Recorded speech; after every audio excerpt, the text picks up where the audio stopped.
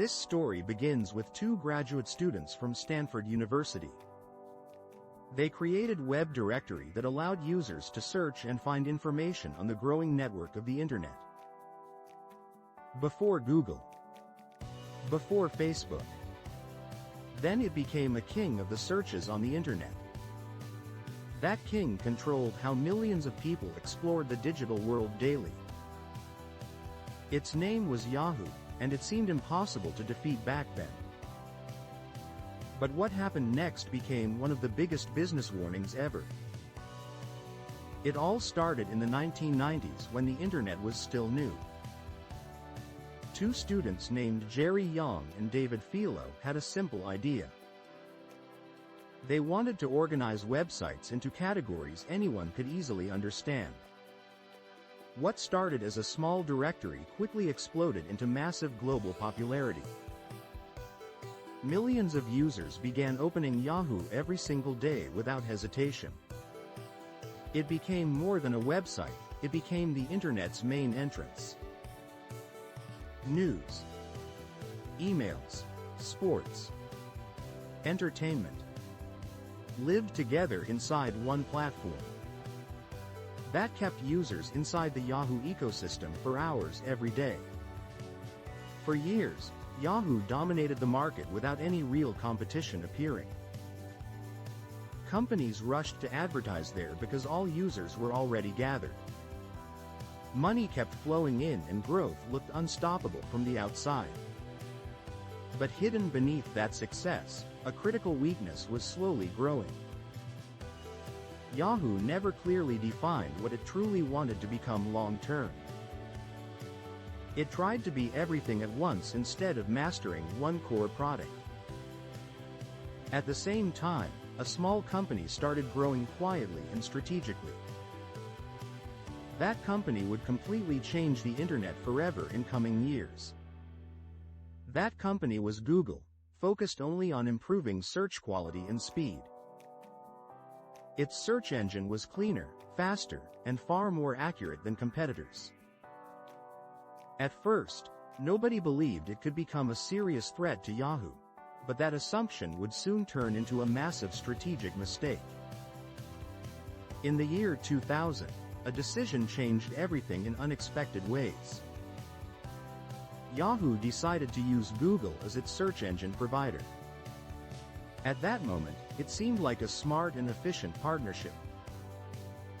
But in reality, Yahoo was empowering its future biggest competitor. While Yahoo expanded into multiple services without a clear direction, Google stayed focused on one thing and perfected it relentlessly. Users slowly started noticing that Google simply worked much better.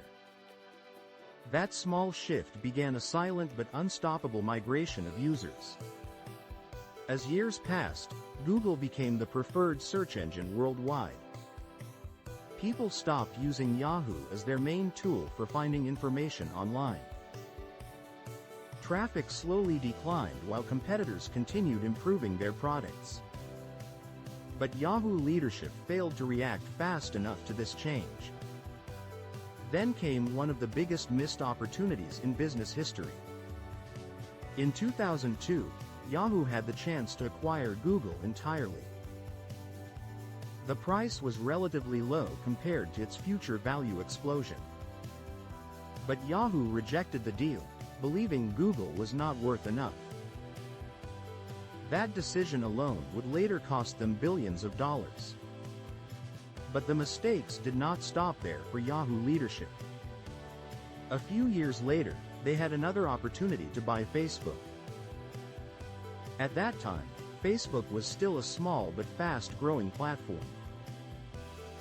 Once again, Yahoo hesitated and ultimately decided not to proceed. That second mistake sealed their fate in the social media era. As competition grew stronger, Yahoo began losing its identity completely. It was no longer the best at anything it offered users. Search belonged to Google completely. And social media belonged to Facebook. Other companies dominated news, email, and digital advertising as well. Internally, the company struggled with constant leadership changes and confusion. Different CEOs tried different strategies without long-term consistency or vision. Each new plan failed to deliver the turnaround investors were expecting. Confidence slowly disappeared among users, employees, and stakeholders alike. Despite multiple attempts to reinvent itself, nothing truly worked anymore. The internet had evolved, and Yahoo failed to evolve with it. Faster, more focused companies had already taken over key markets. Yahoo was now reacting instead of leading like it once did. Then came the final moment that confirmed its dramatic fall.